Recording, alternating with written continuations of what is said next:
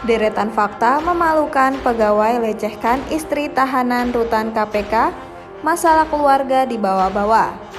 Pegawai rumah tahanan Komisi Pemberantasan Korupsi diduga melakukan pelecehan terhadap istri tahanan.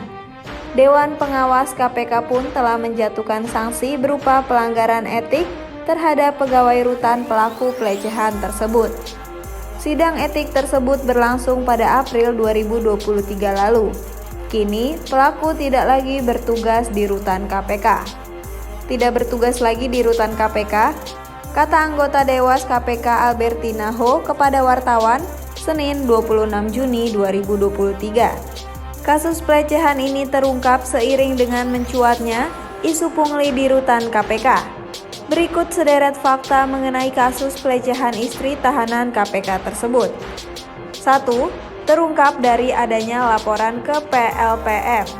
Kepala Bagian Pemberitaan KPK Ali Fikri menyampaikan, kasus ini terungkap awalnya dari laporan yang diterima Direktorat Pelayanan Laporan dan Pengaduan Masyarakat atau PLPM. Laporan itu berasal dari adik salah satu tersangka kasus jual beli jabatan di Pemkab Pemalang. Kemudian laporan tersebut pun diteruskan ke Dewas KPK pada Januari 2023. Selanjutnya, Dewas melakukan analisis dan pemeriksaan ke pihak yang bersangkutan. Pemeriksaan pun berlanjut ke sidang etik pada April 2023. 2. Ajak video call hingga bertemu.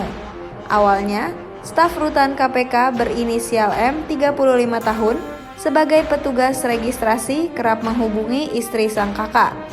M bertugas menjawab pertanyaan keluarga tahanan termasuk prosedur kunjungan. M mulai kerap berkomunikasi melalui panggilan video dan memaksa melakukan hal tidak senonoh sebanyak 10 kali selama Agustus sampai Desember 2022. Keduanya diduga pernah bertemu di Tegal untuk jalan-jalan.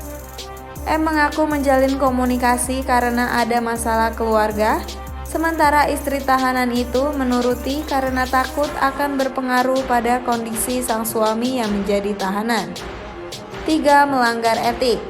Ali Fikri menyampaikan, hasil putusan sidang etik pada April 2023 tersebut adalah pelanggaran etik sedang. Dewas kemudian melakukan analisis dan pemeriksaan terhadap pihak terkait.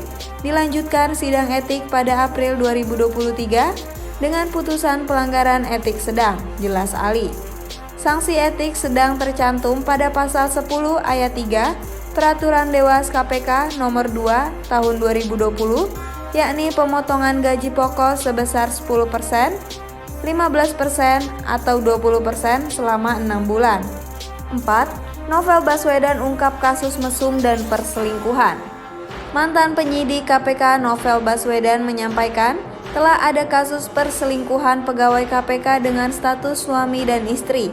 Bahkan pegawai KPK itu mesum dan selingkuh beberapa kali. Namun KPK tidak memberikan sanksi pemecatan. Novel mengkhawatirkan cara pandang Dewas yang berbahaya. Saya melihat kecenderungan Dewas menganggap asusila itu sebagai hal yang tidak serius, bukan masalah terlalu, sehingga sanksinya pun sanksi ringan, kata Novel di Cikini, Jakarta Pusat, Minggu 25 Juni 2023. 5. Cerminan KPK.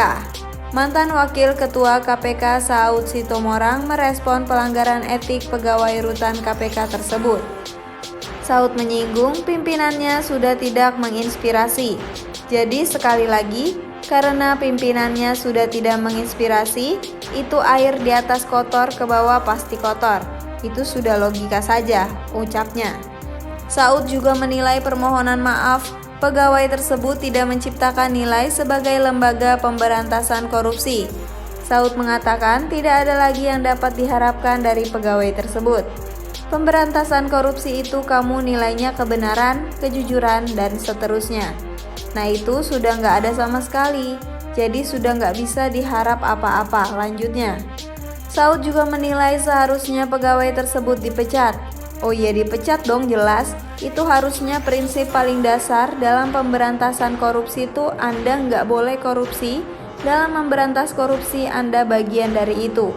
Terus apalagi yang bisa diharapkan dari negeri ini, ujarnya. 6. Sanksi terlalu ringan. Mantan penyidik KPK Yudi Purnomo menyarankan istri tahanan KPK yang dilecehkan itu melapor ke polisi.